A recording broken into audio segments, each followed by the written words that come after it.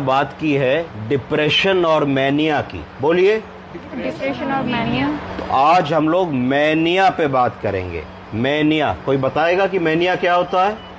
जी sir, mania जो होता है पेशेंट उसमें बड़ी बड़ी बातें करता है, बड़ी बड़ी बातें करता है, उसको लगता है जो वो कह रहा है वही सही है, और ओवर कॉन्फिडेंट होता है। ओवर कॉन्फिडेंस होता है मरीज के अंदर, और वो अपने आगे किसी को कुछ नहीं समझता है। तो मैनिया के लक्षण क्या क्या हैं, मैनिया की कैरेक्टरिस्टिक्स क्या क्या हैं, हम एक एक करके 10 कैरेक्टरिस्टिक्स है मैनिया की, आज उन पे बात करेंगे।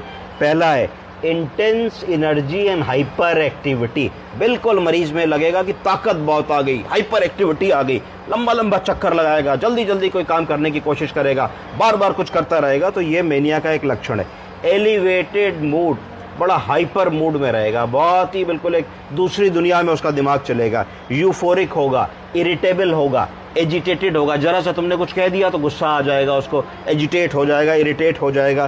टॉकिंग टू मच, बहुत ज़्यादा बात करेगा।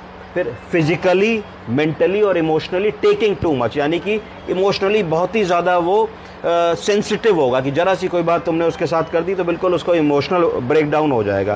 फिर over committing with activities and unable to follow up through, तो ओवर कमिट कर देगा, किसी भी चीज़ के लिए फॉल्स प्रॉमिस कर देगा, अच्छा हम कर देंगे, अच्छा हम चले जाएंगे, अच्छा हम दे देंगे, पर वो उसको पूरा नहीं कर पाएगा, तो ये एक लक्षण होगा। फिर इंक्रीज इन क्रिएटिविटी, ऐसा लगेगा कि बहुत ही क्रिएटिव है, हर चीज़ के लिए कहेगा मैं कर दूंगा, मैं अच्छी कुकिंग कर दूंगा, मैं वहाँ चला जाऊंगा, ये तो मेरे बाएं हाथ का खेल है, तुमने अभी मुझे देखा कहाँ है, मैं सब कर दूंगा। फिर सेटिंग अनरियलिस्टिक प्लान्स, उन दुनिया में चला जाएगा और उन अनरियलिस्टिक प्लान्स को सेट करेगा जो उसके कंट्रोल में ही नहीं है, तो एक अनरियलिस्टिक दुनिया में जीता रहेगा, जो कि गलत है। ओवर स्पेंडिंग, अगर मार्केट चला जाएगा तो बहुत सारा ऊल जलूल का खर्चा करने की कोशिश करेगा, उन चीज़ों को खरीदने की कोशिश करेगा जिसकी उसको ज़रूरत नहीं है।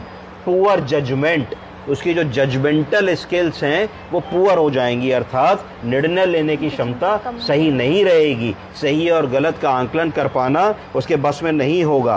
पुअर स्लीप होगी, वो व्यक्ति ये कंप्लेंट करेगा उसके घर वाले कि ये भैया सोता ही नहीं है रात में, reduced desire to sleep, sleep की इच्छा ही नहीं है, एंड सारी रात करवट बदलता रहेगा, उठेगा, चलेगा, फिरेगा, फ्रिज में जाएगा, पानी पिएगा, फिर लेटेगा, फिर कुछ करेगा, टीवी चला लेगा, पर वो सोएगा नहीं सारी रात। उसके बाद grandiosity, poor self awareness and inflated self esteem. Grandiosity शब्द का मतलब है ग्रैंड फीलिंग, मैं राजा महाराजा हूँ, जो मैंने कह दिया वही सही है, मुझे ही सब कुछ आता है, तुम लोग बिल्कुल बेवकूफ़ हो, तुम मेरी बात नहीं मानते हो, तुम मेरे खिलाफ षड्यंत्र रच रहे हो।